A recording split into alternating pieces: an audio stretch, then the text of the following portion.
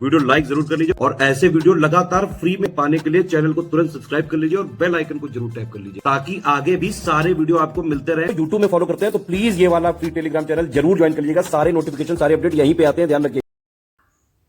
दोस्तों, study for civil services के YouTube channel में मैं आर्या तिवारी आपका स्वागत करती हूँ। भारतीय अर्थव्यवस्था का कंपाइलेशन ये हमने स्टार्ट किया था वीडियो के माध्यम से और इस श्रृंखला में हम निरंतर आगे चल रहे थे। 5 लेक्चर इसके आ चुके हैं, पहले उन 5 को देख लीजिए, उसके बाद इस 6वें लेक्चर की ओर आगे चलते हैं। तो यहाँ पर बात हो रही थी कुछ परिभाषाओं की, अर्थशास्त्र से जुड़ी हुई महत्वपूर्ण परिभाषाएँ हैं। पूरी जो अर्थशास्त्र की व्यवस्था है वो परिभाषाओं पर ही चलती है। अगर आपको प्रत्येक चीज़ की सही डिफिनीशन पता है, सही परिभाषा मालूम है, तो आप किसी भी प्रश्न में जो कि कॉन्सेप्ट पर आधारित होगा, करंट अफेयर उसमें अगर बाहर से आप लिंक कर लेते हैं तो गलतियां आप नहीं करेंगे। अब यहाँ हम परिभाषाओं में यहाँ तक देख चुके थे कि उपभोग समुच्चय क्या होता है। कंज्यूम्शन बास्केट को देखने के बाद अगला जो हमारा इसमें टर्म आएगा यानी हेडिंग है उद्यम यानी एंटरप्राइजेस। तो एंटरप्राइज होता क्या है? किसी व्यक्ति या समूह के स्वामित्व वाला वह उपक्रम जो कि मुख्यतः बिक्री के ध्येय से वस्तुओं और सेवाओं का उत्पादन या वितरण का काम करता है। ठीक, ध्यान से देखिएगा, किसी व्यक्ति या समूह के स्वामित्व वाला, कोई एक व्यक्ति उसका मालिक हो सकता है या पूरा एक ग्रुप उसके लिए संचालक हो सकता है, चलाने वाला हो सकता है। तो उसके द्वारा स्थापित एक उपक्रम होता है और ये मूल रूप से खरीद और बिक्री पर आधारित होता है। मतलब जो वस्तुएं और सेवाएं हैं, पहली चीज़ तो उनका प्रोडक्शन करता है, उसके बाद उनका वितरण करता है यानी उन्हें बेचता है। इसके बाद है ऊर्जा दक्षता bureau, bureau of energy efficiency, इसे आप शॉर्टकट में BEE कहते हैं यानी बी। तो ये एक सरकारी संस्था है और इसका उद्देश्य है ऐसी नीतियों और रणनीतियों का विकास करना जिसमें कि स्वनियमन हो और बाजार सिद्धांत काफ़ी प्रबल तरीके से स्थापित किए गए हैं। और यह अर्थव्यवस्था के विभिन्न क्षेत्रों में ऊर्जा संरक्षण को बढ़ावा देता है और विद्युत के अपव्यय को रोकने का प्रयास करता है। तो ध्यान दीजिएगा, ऊर्जा दक्षता ब्यूरो जो है इसका मेन फोकस किस चीज़ पर होता है? ऊर्जा संरक्षण पे, और ऊर्जा में भी खास तौर पे जो विद्युत ऊर्जा है उसके अपव्यय को रोकने का ये प्रचुर प्रयास करता है। इसके बाद अगला देख रहे हैं आप, एकाधिकारी और प्रतिबंधकारी व्यापार अधिनियम यानी monopolies and restrictive trade practices act. ये जो एक्ट है ये क्या कहता है? तो जैसा नाम है वैसा काम है। इसमें इस अधिनियम को व्यापारियों की जो एकाधिकारी और अन्य जनहितबाधक व्यवहारिक प्रविष्टियां हैं उन पर नियमन करने के लिए लागू किया गया था। ऐसी जो गतिविधियां हैं जो कि किसी दूसरे को पनपने का ही अवसर न दे, उन्हें रेगुलेट करने के लिए इस अधिनियम को लाया गया था। मोनोपोली चाहे कहीं भी हो, ठीक है, ये शब्द आप देख रहे हैं, मोनोपोली यानी एकाधिकार, ये जहाँ भी कहीं होता है वहाँ दूसरों का शोषण करता है, दूसरों को कुचल कर रखता है। इसमें कोई एक व्यक्ति ही सब कुछ हड़पना चाहता है, सब कुछ अपने कब्जे में लेना चाहता है। जैसे कि ये कोई बड़ी कंपनी है, वो पूरे बाजार पर छा गई है और अपना ही सामान वहाँ बेच रही है और बिकने दे रही है। बाकी जो छोटी छोटी कंपनियां हैं या उसकी सहवर्ती प्रतिस्पर्धा करने वाली कंपनियां हैं उनको वहाँ से बाजार से हटा दे रही है। उसकी ऐसी कूटनीति। शिक्षा के क्षेत्र में भी ऐसी मोनोपोली चलती है, आप जानते ही हैं। तो कहने का मतलब ये कि ये मोनोपोली जो है ये सभी के लिए घातक होती है, सिवाय उस कंपनी के जो कि इसको कर रही होती है। वो फायदे में रहेगी, उसे पूरा मुनाफा मिलेगा, लेकिन ये न तो लोगों के लिए अच्छी होती है, न बाकी जो प्रतिस्पर्धी होते हैं, बाकी जो हाथ आजमाने वाली कंपनियां होती हैं उनके लिए अच्छी होती है। दूसरों को पनपने का अवसर नहीं मिलता, दूसरों के लिए ग्रोथ के जो दरवाजे हैं वो बंद हो जाते हैं। दूसरी बात यह कि पब्लिक को एक तरह का सामान लेकर संतोष करना होता है। जब मोनोपोली अपनी चरम सीमा पर होती है तो जो इसको देने वाली सेवा प्रदाता कंपनी होती है वो मनमानियाँ करने लगती है कि सामान हम ही उपलब्ध करा रहे हैं तो हम जैसा भी देंगे आपको खरीदना ही होगा, आपके पास कोई दूसरा चॉइस ही नहीं। ये सबसे बड़ी खतरनाक स्थिति होती है। मतलब आपको नमक लेना है तो हमारे ही ब्रांड का लीजिए और कोई नमक बाजार में है ही नहीं, हमने उतरने ही नहीं दिया, किसी को पनपने ही नहीं दिया। तो आप घटिया नमक हो चाहे अच्छा नमक हो, चाहे जितना महंगे दाम में हम दें, आपको लेना पड़ेगा क्योंकि आपकी आवश्यकता है। तो मोनोपोली को रोकना आवश्यक है, इसीलिए सरकार के द्वारा यह अधिनियम लाया गया। इसके बाद आप देख रहे हैं इक्विटी को, अंश या हिस्से के तौर पे आप जानते हैं किसी कंपनी की चुकता पूंजी के समान मूल्यधारी अंश, इसी को कहा जाता है अंश या इक्विटी।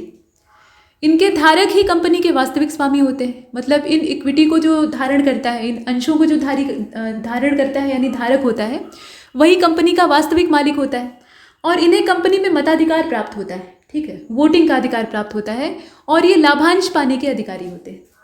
अगला जो हमारा है वो कास्केडिंग इफेक्ट है यानी कर प्रतिकर इसको कहा जाता है हिंदी में।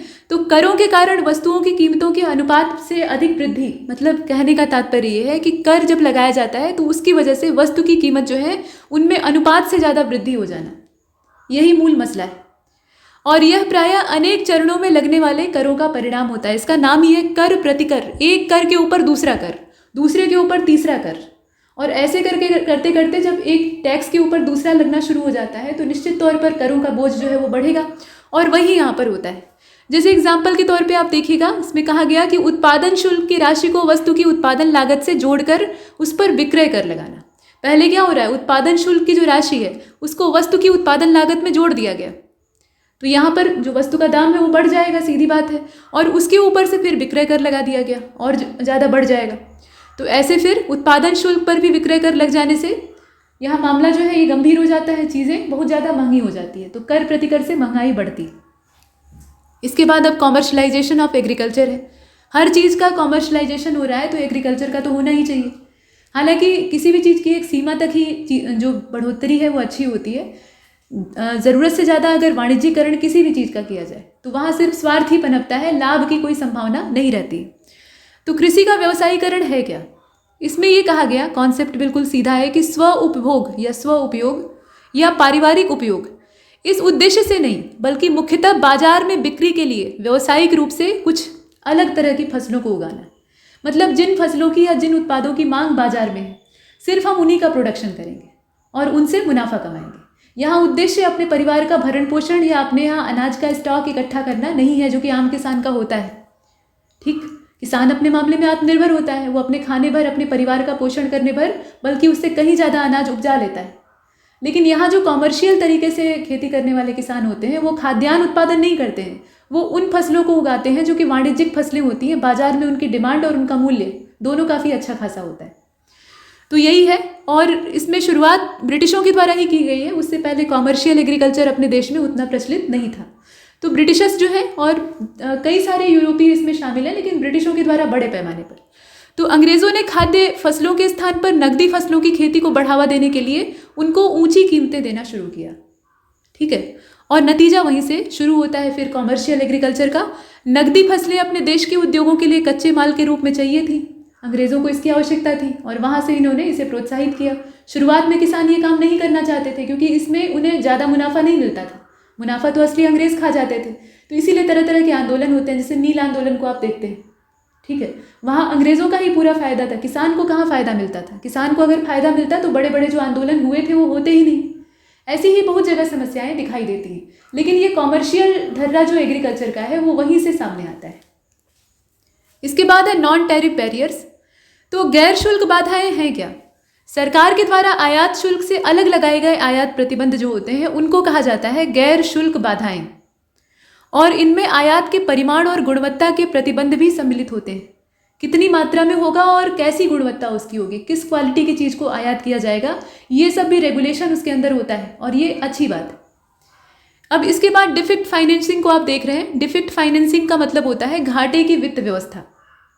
वित्त व्यवस्था एक तो फायदे की हो सकती है, दूसरा घाटे की हो सकती है। तो यहाँ घाटे की बात की जा रही है, और इसमें सरकार का जो व्यय है वो राजस्व से ज़्यादा हो जाता है। राजस्व ही सरकार की आय का मूल स्रोत है। सरकार कोई कमाती तो है नहीं, जनता से टैक्स लेती है और उस टैक्स के पैसे से वेलफेयर करती है, देश का भविष्य बनाने का काम करती है। अब पता लगे जो खर्चा निर्धारित किया गया है वो कहीं, मतलब टैक्स की वसूली से प्राप्त धन से कहीं ज़्यादा है, तो ऐसे में फिर अर्थव्यवस्था घाटे की अर्थव्यवस्था कहलाएगी और करों का बोझ बढ़ेगा। निश्चित तौर पर उन सारी जो योजनाएं हैं, आवश्यकताएं हैं, उनको पूरा करने के लिए आपके पास पर्याप्त धन नहीं है तो आप क्या करेंगे? कर्जा लेंगे। तो ये कर्ज का बोझ बढ़ाने का काम करता है। इसके बाद है डेमोग्राफिक ट्रांजिशन। ये आप देखिए, जनानकीय संक्रमण इसको कहा जाता है। कहा गया कि जनानकीय विद फ्रैंक नोटेस्टीन के द्वारा 1945 में विकसित अवधारणा ये थी। ये जो हम देखते हैं ना डेमोग्राफिक ट्रांजिशन, इसको विकसित करने वाले या इसके बारे में सबसे पहले एक्सप्लेन करने वाले फ्रैंक नोटेस्टीन थे, और ये 1945 का समय था, काफ़ी पीछे का। यह आर्थिक विकास से जुड़ी बेहतर जीवन दशाओं के परिणाम स्वरूप जन्म और मृत्यु दरों में गिरावट की विशेष प्रवृत्तियों की व्याख्या करने वाली अवधारणा है। और नोटेस्टीन ने जनानकीय संक्रमण की 3 अवस्थाओं का प्रतिपादन किया। पूर्व औद्योगिक, अब 3 अवस्थाएं कौन कौन सी हैं उसको हम देख रहे हैं। तो पूर्व औद्योगिक, विकासशील और आधुनिक। उद्योग जब शुरू हुए, मतलब औद्योगिकरण जब शुरू हुआ, तो उससे पहले की क्या स्थिति थी उसको रिकॉर्ड किया गया। उसके बाद विकासशील, यानी जब उद्योगों की शुरुआत होती है, औद्योगिक युग शुरू होता है यूरोप में और फिर पूरी दुनिया में, तो उसके बाद विकास का जो क्रम था, विकासशील जो समय होता है, उस समय का पूरा रिकॉर्ड किया गया। मतलब वो एक अवस्था हो गई, और उसके बाद आधुनिक समाज जब विकसित हो गया तो वो एक अवस्था हो गई। तो इस तरीके से जनानकीय संक्रमण की 3 दशाओं का यहाँ पर ब्यौरा दिया गया है। औद्योगिकरण के उपरांत भी अवस्था इसमें शामिल की गई। मतलब औद्योगिकरण होता है तो उसके बाद क्या होता है ये भी इसमें शामिल है, लेकिन वो विकासशील में ही आ जाता है असल में, क्योंकि उद्योग जब विकसित होते हैं, उद्योगों का बड़े पैमाने पर प्रचार प्रसार होता है, तो उसके बाद विकास ही होता है। तो ये विकास का ही क्रम है। तो 3 मूल रूप से इसकी अवस्थाएं हैं जिन्हें कि आप देख चुके हैं। अब यहाँ न्यू इकोनॉमिक पॉलिसी की बात हो रही है। हमने पीछे देखा कि 1991 के आसपास गंभीर वित्तीय संकट देश को घेर लेता है।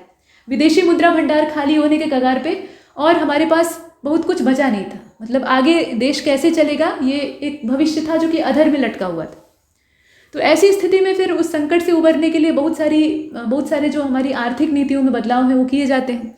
तो यहाँ जो नई आर्थिक नीति है वो आती है, और पहले तो उस संकट से उबरने का काम किया जाता है। जैसे तैसे हम उस मुसीबत से बाहर निकलते हैं। कैसे निकलते हैं वो हम आगे देखेंगे। देखेंगे का मतलब ये है कि आगे अभी बहुत कुछ बचा हुआ है। तो कहने का मतलब ये कि उस संकट से बाहर निकलने के बाद ये विचार विमर्श होता है कि दोबारा ऐसे खतरे में हम न पड़े, नहीं तो फिर आगे स्थितियाँ और बुरी हो जाएंगी। तो जो इकोनॉमिक पॉलिसी हमारी है, हमारी जो इकोनॉमी है, उसमें आमूलचूल परिवर्तन करने की आवश्यकता है। कहा गया कि 1991 का जो संकटग्रस्त आर्थिक परिस्थितियों का समय था, उससे निपटने के लिए भारत ने आर्थिक सुधारों को गंभीरता से लागू करने का फैसला लिया। अब इसका मतलब क्या हुआ? आज़ादी मिलने के बाद क्या हम अपनी आर्थिक दशा को मजबूत करने के लिए गंभीर नहीं थे? अरे हम जी जान से प्रयास कर रहे थे। बिल्कुल बदहाली की स्थिति में अपना देश था। आज़ादी भले ही मिल गई थी, लेकिन देश की स्थिति बहुत खस्ता हाल थी। चारों ओर से आक्रमणों का डर सता रहा था, और अंदर बिल्कुल ढांचा खोखला हो चुका था। तो उस ढांचे को एकदम मजबूत बनाकर खड़ा करना और फिर आगे बढ़ना, ये बहुत बड़ा चैलेंज था। तो इसके लिए तमाम प्रयास तत्कालीन सरकार के द्वारा किए जाते हैं, और जब भी जो सरकार रही है वो देश को आगे बढ़ाने का प्रयास करती है। स्वार्थ तो अपनी जगह। तो ये एक बात है, बढ़ाने का प्रयास तो किया ही गया, लेकिन जो नीतियाँ थी वो समय के हिसाब से बदली नहीं गई। बस यही दिक्कत थी। वो पुराने ढर्रे की नीतियाँ चलती रहीं, और अंत में जब ये वाला समय आता है, 90s का जो दशक है ये आता है, तो यहाँ तक आते आते जो वैश्विक परिस्थितियाँ हैं उनमें बदलाव आता है। ठीक है, विश्व स्तर पर जो देशों की स्थितियाँ थी, जहाँ से हम सामान मंगवाते थे, उन सब में बदलाव आता है। वहाँ परिस्थितियाँ बदलती हैं, उसका प्रभाव सीधे सीधे हमारे ऊपर पड़ता है। और कुछ हमारी जो गैर व्यवहारिक नीतियाँ होती हैं वो उत्तरदायी होती हैं कि नतीजा क्या होता है, हमारा खजाना खाली हो जाता है। तो उससे निपटने के लिए अब आर्थिक क्षेत्र में महत्वपूर्ण परिवर्तन की आवश्यकता थी, और इसका संबंध अर्थव्यवस्था के अलग अलग अंगों से था। आर्थिक क्षेत्र में ये बड़े परिवर्तन इतने बड़े और प्रभावशाली ढंग से किए गए कि इन्हें नई आर्थिक नीति ही कहा गया। सही बात है, पूरा आमूलचूल आप परिवर्तन कर रहे हैं तो आप एक नई पॉलिसी बना रहे हैं। और आर्थिक सुधारों के लिए 1991 में घोषित की गई नीतियों में 2 प्रमुख आर्थिक तत्वों, समष्टि आर्थिक स्थिरीकरण और ढांचागत सुधार, दोनों को महत्व दिया गया। समष्टि आर्थिक स्थिरीकरण ये एक चीज़, और दूसरा ढांचागत सुधार। पहले तो हम अपना फ्रेम ही ठीक करेंगे। तो ये सारी बातें हैं। इसके बाद है निर्यात शुल्क यानी एक्सपोर्ट ड्यूटी। अब एक्सपोर्ट ड्यूटी क्या होता है कि देश से बाहर अगर कोई चीज़ आप बेच रहे हैं या भेज रहे हैं, सीधी बात है बेचते ही हैं एक तरह से।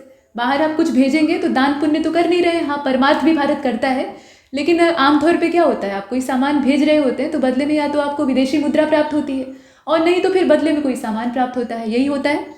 तो किसी चीज़ को आप बाहर निर्यात कर रहे हैं, भेज रहे हैं, तो उस कंडीशन में उसके ऊपर लगने वाले कर को कहा जाता है एक्सपोर्ट ड्यूटी यानी निर्यात कर। ऐसे ही आयात कर होता है बाहर से अंदर आने वाली चीज़ों पर। इसके साथ अब निर्यात संवर्धन है और नियोजक रोजगार दाता की जो डिफिनीशन है वो सब हम देखने वाले हैं। तो एक्सपोर्ट प्रमोशन का मतलब क्या होता है, निर्यात संवर्धन, ये देख रहे हैं आप। इसमें कहा गया कि राजकीय व्यापारिक समर्थन सहित वे सभी नीतियां जिन्हें कि सरकार उच्च आर्थिक समृद्धि प्राप्त करने और अधिक विदेशी मुद्रा कमाने के ध्येय से अपनाती है। यहाँ सरकार के 2 लक्ष्य होते हैं, एक तो आर्थिक समृद्धि प्राप्त करना, और दूसरा जो विदेशी मुद्रा भंडार है उसको और मोटा करना, मजबूत बनाना। तो सीधी बात है भाई, आर्थिक समृद्धि अगर आपको बाहर से कहीं से प्राप्त हो रही है तो विदेशी मुद्रा भंडार तो बढ़ना पक्का है। तो ये दोनों एक दूसरे से जुड़ा हुआ है, सरकार यही चाहती है, और इसीलिए निर्यात संवर्धन को बढ़ावा दिया जाता है। तो इन नीतियों से निर्यात बाधाओं को पहले तो दूर किया जाता है। जब आप निर्यात के लिए तमाम बैरियर लगा देंगे या आयात के लिए तमाम बैरियर लगा देंगे तो इससे क्या होगा, जो एक्सपोर्ट इंपोर्ट का काम है यानी ट्रांसपोर्ट है वो बाधित हो जाएगा। ठीक, मतलब भेजने में भी दिक्कत होगी, मंगाने में भी दिक्कत होगी, तो उस पर पहले ढील देना आवश्यक होता है। तो यहाँ नियम ढीले कर दिए जाते हैं, निर्यात की जो बाधाएं हैं उनको दूर कर दिया जाता है और इस प्रकार से सरकार निर्यात संवर्धन करती है, जिससे कि उसे प्रचुर मात्रा में फ़ायदा होता है। बाहर अपने सामान को भेजती है और बेचती है, कहने का मतलब, और वहाँ से विदेशी मुद्रा प्राप्त होती है, तो विदेशी मुद्रा भंडार बढ़ता है। यही सामान्य कॉन्सेप्ट। अब इसके बाद है नियोजक रोजगारदाता, एम्प्लॉयर्स इन्हें कहा जाता है। तो एम्प्लॉयर्स होते कौन हैं? ये स्वनियोजक होते हैं जो कि अपना काम स्वयं या कुछ भागीदारों की सहायता से चलाते हैं और श्रमिकों को उस उद्यम के संचालन के काम पर रखते हैं। मतलब ये रोजगार देने का काम करते हैं, नाम ही है इनका नियोजक रोजगारदाता। तो ये रोजगार का पहले तो सृजन करते हैं, अकेले करते हैं या फिर कुछ इनमें पार्टनर होते हैं यानी भागीदार होते हैं। कंपनियां पार्टनरशिप पे भी चलती हैं और उसका एक स्वामी भी हो सकता है, तो वो एक मालिक हो या पार्टनर हो, कुल मिलाकर वो उसके स्वामी हो गए। अब उसके बाद उन्हें अपना बड़ा सा कामकाज या मान लीजिए कोई छोटा ही काम है तब भी वो अकेले नहीं कर सकते हैं। कुछ समय बाद वो काम बढ़ेगा तो उसमें लोगों की आवश्यकता होगी, श्रमिकों की आवश्यकता होगी, तो वो बाहर से लोगों को वैकेंट जो जगह है वहाँ पे भरेंगे, मतलब रिक्रूटमेंट करेंगे। तो श्रमिकों को अपने काम पर रखते हैं अपने उद्यम का संचालन करवाने के काम पे और बदले में उन्हें पारिश्रमिक देते हैं, तो इनको भी रोजगार प्राप्त हो जाता है और ये तो रोजगार लगाए ही हैं। तो ये आत्मनिर्भर लोग होते हैं, ये कहना ज़्यादा सही रहेगा। इसके बाद है परिमाणात्मक प्रतिबंध यानी क्वांटिटेटिव रिस्ट्रिक्शन। तो क्वांटिटेटिव रिस्ट्रिक्शन का मतलब क्या है? ये परिमाणात्मक प्रतिबंध असल में क्या है? आंतरिक उद्योगों के संरक्षण और भुगतान शेष के घाटे को कम करने के लिए दो बातें यहाँ पर है। एक तो आंतरिक उद्योगों का संरक्षण करना है, जो हमारे उद्योग हैं अपने देश के, उनका संरक्षण, और भुगतान शेष का घाटा जो है उसको कम से कम कर सकें, जितना हम कम कर सकें। इस उद्देश्य से देश में आयात होने वाली चीज़ों की मात्रा पर नियमन किया जाए, मतलब नियंत्रण किया जाए। ये बात ऐसा नहीं कि बाहर से हम बेहिसाब मंगा लें। और मज़े की बात यह है कि भारत ही नहीं, दुनिया का कोई भी देश यही काम करता है। जो बाहर से वो आने वाली चीज़ें होती हैं ना, भले ही वो कितनी भी अच्छी क्वालिटी की हो, बहुत अच्छे सामान हो जो कि सस्ते भाव में हमें प्राप्त हो रहे हैं, लेकिन जब वो अंदर आते हैं, अपने देश में आते हैं, तो उन्हीं के जैसे जो दूसरे सामान बनाने वाली कंपनियां हमारी स्वदेशी होती हैं वो हतोत्साहित होती हैं, उनका मार्केट डाउन हो जाता है। जब उन्हें सस्ते भाव में चाइनीज़ माल मिल रहा है और उससे उनका काम बहुत अच्छे तरीके से चल रहा है, तो वो देसी कंपनियों से बने हुए महंगे सामान क्यों खरीदेंगे? सीधी बात है। आपको चाइनीज़ मेड इन चाइना वाले अच्छे अच्छे खिलौने मिल रहे हैं अपने बच्चे के लिए, तो आप कठपुतलियाँ क्यों खरीदेंगे? शोपीस के तौर पे, धरोहर के तौर पे आप रख सकते हैं, लेकिन बच्चे उसी को पसंद करेंगे जो चमकदार खिलौने दिखाई देते हैं, आंख बंद करने और खोलने वाली गुड़िया या बार्बी डॉल। तो इस तरह के सामान बाहर से मिल रहे हैं। मतलब एक खिलौने का उदाहरण इसलिए लिया गया क्योंकि ये बच्चों से जुड़ा हुआ मामला है और सरल शब्दों में समझाया जा सकता है। ऐसे बहुत सारे सामान हैं, जैसे इलेक्ट्रॉनिक्स का सामान है, यह तमाम चीज़ें हैं। जब बाहर से आ रहा है और अच्छा आ रहा है, कम दाम में आ रहा है, तो लोग उसी को खरीदना पसंद करेंगे। तो यहाँ वाले जो उद्योग हैं ना, वो बेकार हो जाएंगे, और हो भी रहे हैं, ये सही बात है। तो उसी चीज़ को कंट्रोल में करना ये सरकार का उद्देश्य होता है। किसी भी देश की सरकार हो, आयात को प्रतिबंधित करना। मतलब इसका ये नहीं हुआ कि आयात ही रोक देंगे, ग्लोबलाइजेशन के समय में ये संभव नहीं है। आयात रोकेंगे तो निर्यात भी रुक जाएगा, है ना, वो दोनों एक दूसरे से जुड़ा हुआ है। तो आयात रोकते नहीं हैं, उस पर कुछ नियमन लगा देते हैं, यानी रेगुलेशन उसके ऊपर मौजूद होती है। इसके बाद आप देख रहे हैं पारिवारिक श्रम, इसे साफ कर लेते हैं। अब देखिए, पारिवारिक श्रम, श्रमिक परिवार के खेत, मतलब फैमिली लेबर की बात हो रही है। तो उद्योग या उद्यम आदि में नगद या वस्तु स्वरूप मजदूरी पाने की इच्छा के बिना काम करने वाला व्यक्ति, और ऐसा कौन कर सकता है?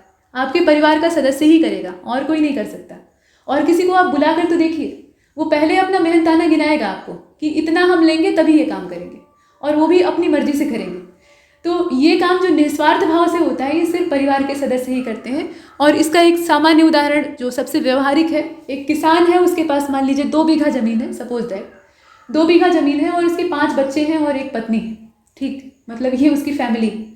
तो ये सारे मिलकर उस खेती के काम में लगे हुए हैं। जो बच्चे हैं वो निस्वार्थ भाव से सपोर्ट कर रहे हैं। निस्वार्थ भाव वो भी नहीं है, लेकिन मतलब ये है कि मेहनताना पाने की इच्छा से तो कर नहीं रहे हैं, वो इसलिए कर रहे हैं ताकि पिता का सहयोग करना मेरा कर्तव्य है और खेत में उपजेगा तभी हमें खाने के लिए मिलेगा।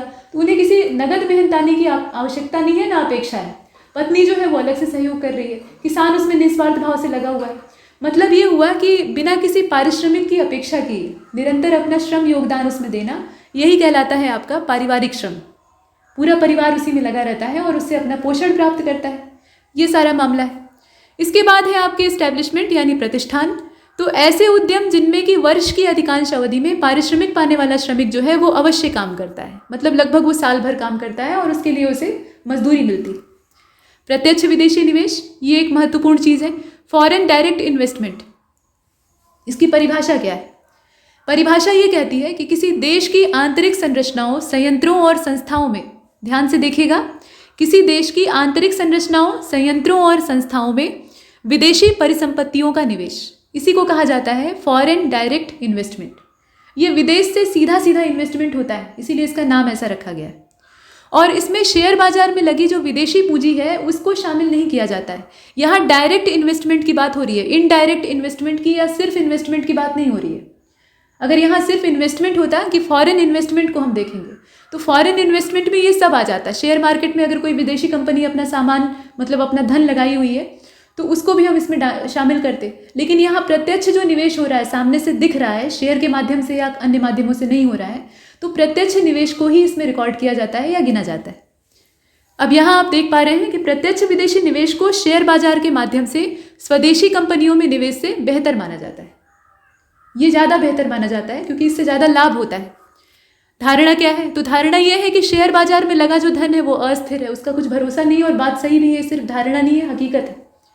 और ये अल्पकालिक सट्टेबाजी के लिए आया हुआ है, कभी भी समाप्त हो सकता है। इसलिए जो प्रत्यक्ष विदेशी निवेश है या प्रत्यक्ष निवेश है, अच्छा हो या बुरा, मतलब प्रत्यक्ष तौर पे दिख जाएगा अच्छा है कि खराब है, अच्छा हो चाहे बुरा, दोनों ही परिस्थिति में ये देश के काम आता रहेगा। भाई शेयर मार्केट में लगे हुए पैसे का क्या भरोसा, कब डूब जाए, है ना, डूब सकता है, इसमें कोई दो राय नहीं है।